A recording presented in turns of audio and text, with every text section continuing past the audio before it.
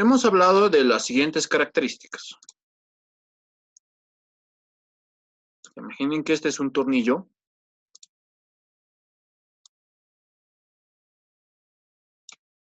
Este es nuestro tornillo. O sea, a grandes rasgos, ¿no? Se supone que aquí existe sus distancias circulares, sus OSCA, mejor dicho, sus OSCA, las diferentes características que ya conocen, paso, diámetro medio, o sea, diámetro nominal, diámetro medio, diámetro externo, el paso, esas características que con el INGE supongo que han ido a avanzar. Y con nosotros más que todo hacemos la parte del dimensionado. Entonces, a esta ustedes la pueden llamar como les da la gana. Yo generalmente la llamo FT.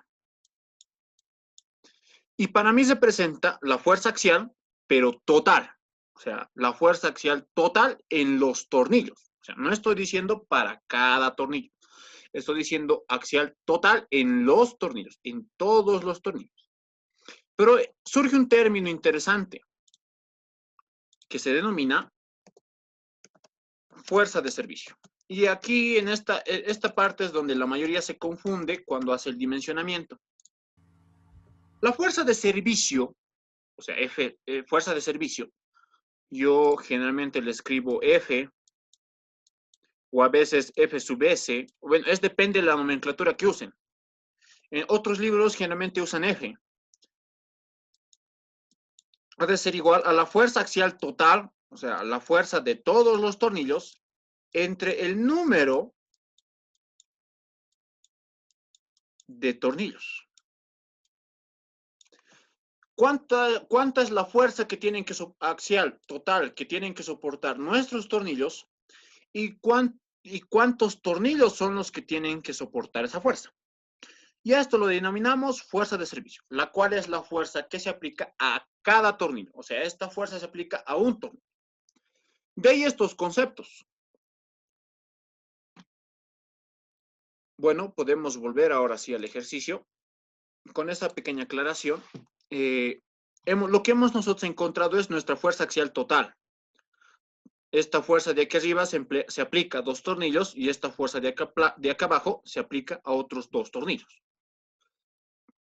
Dimensionamos siempre con la fuerza mayoritaria, F1 en este caso, la denominamos fuerza axial total, y para encontrar la fuerza de servicio, en este caso denominada FS, ha de ser igual a la división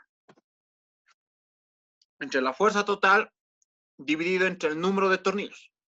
Pero nuestra fuerza F1, ¿cuántos tornillos dimensiona hemos dicho? A 2, no dimensiona 4. Los otros dos de abajo, son con los tornillos de abajo, con esta fuerza F2. Y los dos tornillos de arriba son con la fuerza F1. Entonces, como solo dimensiona 2, nosotros empleamos para 2. Y esa es nuestra fuerza de servicio. Para dimensionar un tornillo, se parte siempre del material, 6.8. Encontramos el sigma FY, o en otros libros lo denominan sigma sub S, creo. Sigma sub S. Sí, sigma sub S lo denomina. Pero vayan revisando en un libro cualquiera y la nomenclatura que ustedes han de manejar ha de ser la misma. El detalle es que ustedes sepan dominar esa nomenclatura que ustedes manejan. Entonces, mi nomenclatura para mí es sigma FY. 6.8. ¿Cómo obtengo yo el sigma sub FY? Lo multiplico los dos dígitos del material, o sea, en este caso lo multiplico los dos dígitos del material, 6 por 8 por 10, y me tiene que dar en newtons milímetro cuadrado. Solo lo multiplico por 10, lo multiplico estos dos dígitos y lo multiplico por 10. Esfuerzo admisible, a este lo denominamos sigma sub z, no sigma sub b, sigma sub z, es definido por dos factores, 0.3 y 0.6. Es necesario aclarar esa parte. Ya. Hemos hablado de dos factores, 0.6 y 0.3. Si ustedes leen el Decker, Y en el Decker es más que todo lo que se basa el INGE a partir de ahora, a partir de tornillos. El factor 0.6 se emplea para cargas estáticas, ¿me entienden? O sea, cargas fijas. Mientras que el factor 0.3 se emplea para cargas pulsatorias. ¿Pero qué es una carga fija o estática y una carga pulsatoria? Es simple. Vamos a graficar un eje para ambos casos y lo vamos a hacer de diferentes colores. Entonces, para una carga estática, la fuerza, o sea, la fuerza empleada, F, ha de ser constante. Pero para una carga pulsatoria, la fuerza puede ser de esta forma. O sea, varía. Tiene un máximo y un mínimo. Y trata de mantenerse constante en ambos puntos. O sea, no, tampoco le estoy diciendo que es como la corriente en forma senoidal, no. Es como si fuera una corriente rectificada, si han avanzado esta parte de electrónica. Pueden buscar en cualquier tipo de libro esta diferencia entre fuerza estática y pulsatoria. Y han de encontrar estos mismos gráficos. Generalmente siempre es una carga estática.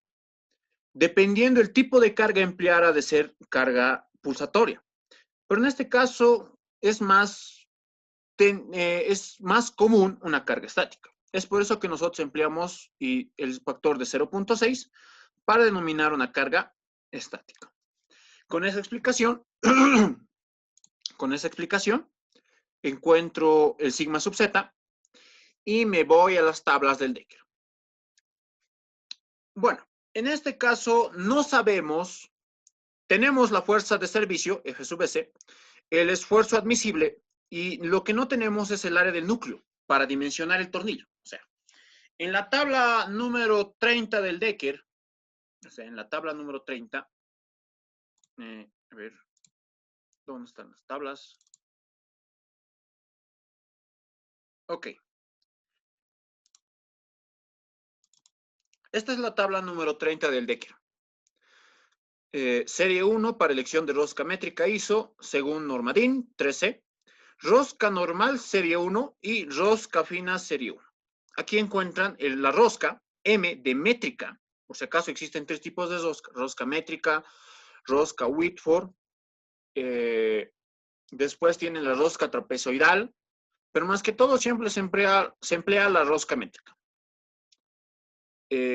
Tenemos aquí los valores del diámetro, los valores del paso, el diámetro medio, el diámetro exterior, el radio, la relación diámetro-radio, el área del núcleo y el área a su vez.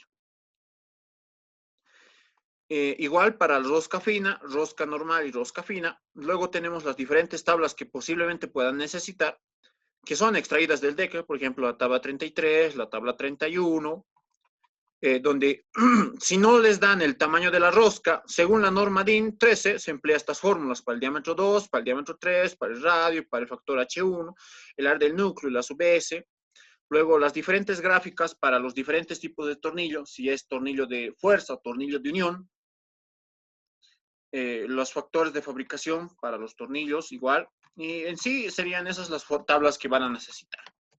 Que también pueden extraerlas del Decker, ¿no? Entonces, volviendo a nuestro problema, necesitamos encontrar el área del núcleo para encontrar nuestro tornillo, que es lo que nosotros queremos. Entonces, lo que nosotros tenemos que verificar es esta fórmula de acá.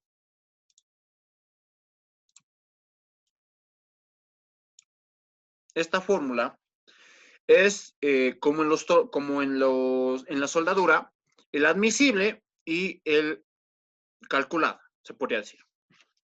Siempre el admisible tiene que ser mayor al calculado. Manteniendo ese principio, el calculado es la fuerza de servicio entre el área del núcleo del tornillo.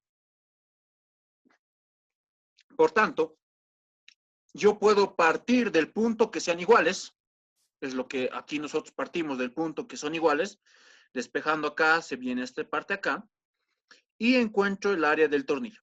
Calculado, ¿no? El área del núcleo calculado. que sería 206.78 milímetros. Este dato es muy importante.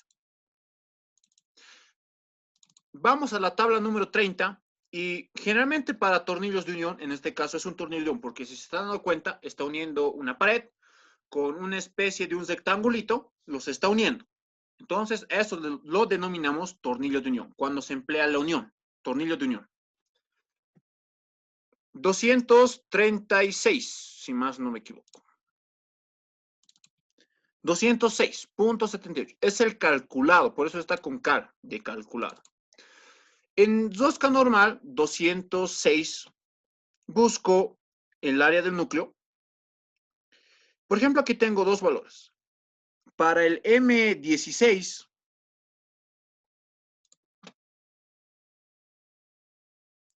por ejemplo, para el M16, yo tengo un área del núcleo de 144 milímetros. Pero para el M20, yo tengo un área del núcleo de 225 milímetros. Pero hay algo importante a recalcar. Para el M24, tengo 324 milímetros. ¿Cuál creen que tendría que emplear? ¿El M20 o el M24? Puede ser el M20, puede ser el M20, como también puede ser el M24. Un consejo acá. Cuando hagan el dimensionamiento, también se verifica si está bien dimensionado o está mal dimensionado. En el caso de que esté mal dimensionado, tienen que volver a empezar desde el punto donde han elegido el tornillo y verificar otra vez. En el examen es como una pérdida de tiempo. Es por eso que los recomendables del valor más cercano, saltar uno y dimensionar con ese. Entonces, el valor más cercano al 206 es 225 y yo salto uno, que sería 324. Entonces, estamos hablando de la rosca M24. Para la rosca M24, aquí rosca normal sería 1, M24, norma DIN 13. Es recomendable que también lo coloquen de esta característica. Extraemos los datos. De la misma tabla extraemos el diámetro, el paso, el diámetro 2, el diámetro 3, la relación diámetro-radio, el área del núcleo y el A sub S. Área de sección del núcleo. El cálculo de fuerzas. Esto yo lo denomino cálculo de fuerzas, este segmento. Calculamos todas las fuerzas que se necesitan o que existen en los tornillos. Si han avanzado la introducción con el ingeniero, han debido ver un triangulito que forma el ingeniero. El triangulito de las fuerzas de los tornillos, lo denomina.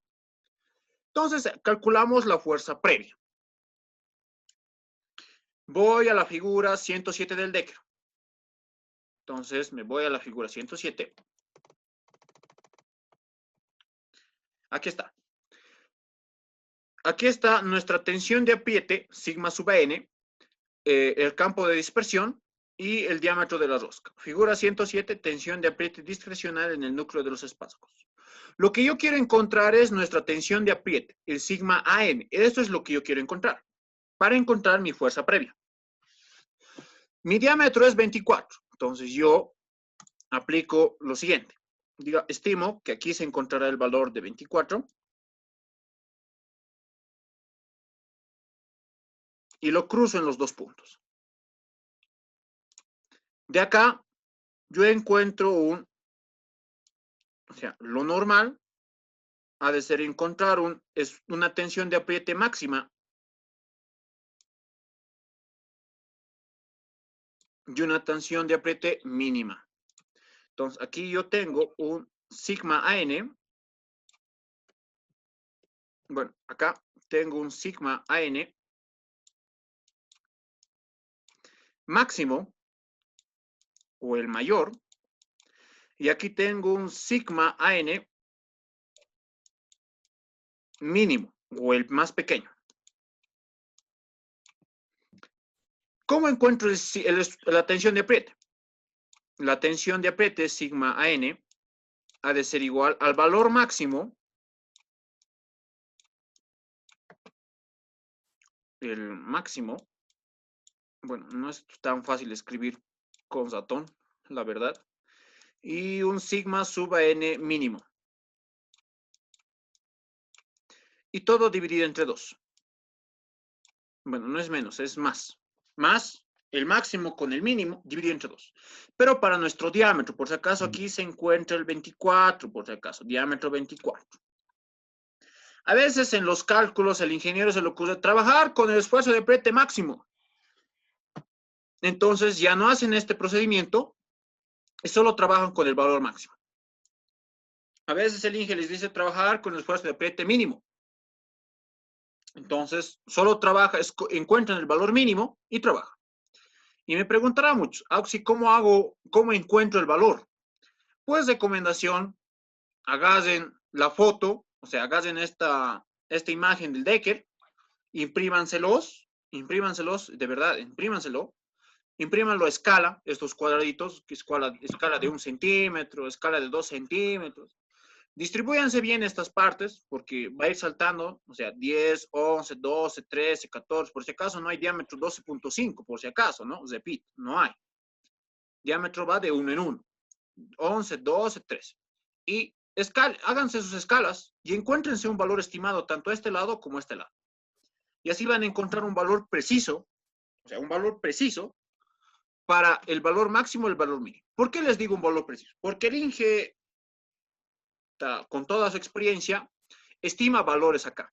Y aquí es donde también se equivoca, en la estimación de los valores. Por ejemplo, este debe estar entre sus 90, 95, 90, 95.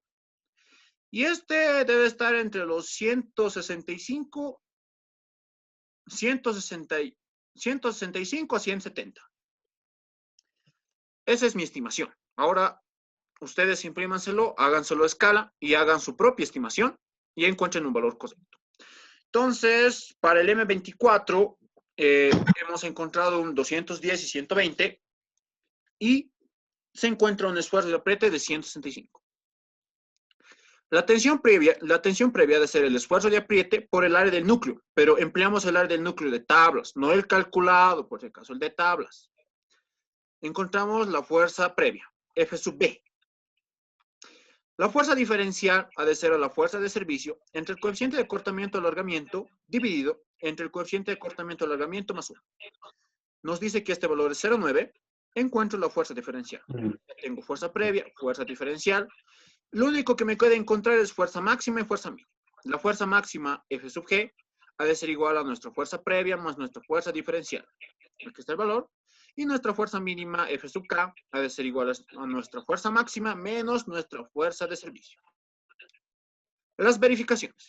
Aquí es algo muy crucial porque tienen que cumplir las verificaciones. La primera verificación es que nuestra fuerza mínima sea mayor o igual a 0.4 veces nuestra fuerza previa. Entonces, nuestra fuerza previa dice que es 53.46 kilonewtons. Yo lo multiplico por 0.4, eso es 21.38. Y nuestra fuerza mínima es 22.12. Por tanto, como 22.12 es mayor a 21.38, cumple. Pasamos a la siguiente verificación. Esfuerzo de tracción en la sección de tracción, denominado sigma. Sigma ha de ser igual a nuestra fuerza máxima entre la sub S. Pero nos dice que el sigma tiene que ser menor o igual a 0.8 veces el esfuerzo FY, que hemos calculado en un inicio. Si se recuerdan, hemos encontrado ese esfuerzo en un inicio. Hemos dicho que es 480 newtons milímetros cuadrado. Por tanto, yo encuentro nuestra fuerza máxima es 81.67 dividido entre el A sub S y obtengo 231.36 newtons milímetro. 0.8 veces sigma sub FY es 384 newtons milímetro cuadrado y comparo. Si esto es mayor que esto, entonces estamos bien. ¿Cumple? Cumple. En este caso sí cumple. Voy al esfuerzo límite. El esfuerzo límite es denominado sigma sub A. Sigma sub A ha de ser igual a 0.5 veces nuestra fuerza diferencial entre nuestra área del núcleo. Entonces, sigma sub A ha de ser menor o igual a 0.7 veces el sigma sub G, denominado resistencia a la fatiga. La resistencia a la fatiga ha de ser igual al sigma sub G, es igual al factor K1 por el factor K2 por el sigma sub A. Pero, ¿cuáles son todos esos? Figura 111 Decker. Entonces yo me voy a nuestra figura 111, y aquí está la tabla 34 y la figura 111. De la figura 111 yo puedo encontrar el sigma sub A o límite de resistencia, y de la tabla 34 el factor K1, que es de fabricación, y el factor K2, que es el tipo de tuerca. Por ejemplo, en fabricación tienen cortado laminada, si es de perfil de prensado, bonificado cilindrado, perfil templado y núcleos representados. O sea, estas características ya les están intuyendo lo que es diseño. ¿Qué tipo de tornillo quieren? Quieren que la fabricación sea de un perfil templado, entonces utilizan el factor K1 de 1.4. ¿Qué tipo de tuerca es? ¿Es tuerca de presión, tuerca de solape, tuerca de faldón, tuerca de aluminio, de aleación, tuerca de tracción? Esas características. En este caso, nuestros tornillos están suprimiendo una fuerza, o sea, una presión. Y la fabricación queremos que sea una fabricación normal, cortada o laminada. Eso es normal. Entonces, K1 es 1 y K2 es 1. Para el sigma sub A, el límite de resistencia, encuentro con la relación diámetro-radio. Si ustedes recuerdan, para el M24 hemos anotado acá que la relación diámetro-radio es 56. Entonces, y el material del tornillo, o sea, es necesario para la figura 111, la relación diámetro-radio de tablas y el material del tornillo. Y el material del tornillo es 6.8. Entonces, con esos valores, yo me entro a la figura 111 y encuentro relación diámetro-radio 56. Entonces, yo estimo que ha de encontrarse, si esto es 50, ha de ser esto 55, ha de ser esto 56. Entonces, yo estimo que ha de ser por acá. Bueno, esto no está tan recto, por si acaso. Digamos que está por acá. Listo. Ahora bien, el material. En estas curvas de acá representan al material. ¿Qué materiales hemos hablado? Hemos hablado que es el material 6.8. Entonces, ¿cuál es nuestro material? ¿Dónde está la curva de nuestro material? Aquí. Dice que es desde el valor 6.6 hasta 6.9. O sea, nos está indicando la flecha que es esta curva. Esta curva. Entonces yo busco esta curva y encuentro un punto. Ese es el punto de intersección entre mi relación diámetro-radio y el material de mi tornillo. Por tanto, yo extiendo ese valor y encuentro mi sigma sub A, mi límite de resistencia. Estimaciones. Esas iba de 70, entre 75 a 74, 73 posiblemente. Vuelvo a mis fórmulas. Hemos dicho que el factor K1 es 1, el factor K2 es 1, y el sigma sub A vamos a considerar 75. El sigma sub G hemos dicho que es la multiplicación, K1 por K2 por el sigma sub A. Entonces el sigma sub G es 75 newtons milímetros. El sigma sub A, 0.5 veces la fuerza diferencial entre el área del núcleo, 0.7 veces el sigma sub G. Verifico y me cumple. Me ha cumplido el esfuerzo límite, el esfuerzo de tracción en la sección de tracción y entre la relación de fuerzas. Una vez que me cumple las tres formas de verificación, pues automáticamente el tornillo está bien dimensionado. Y ahí termina la clase. En sí, es esto aparte lo que se hace en tornillos.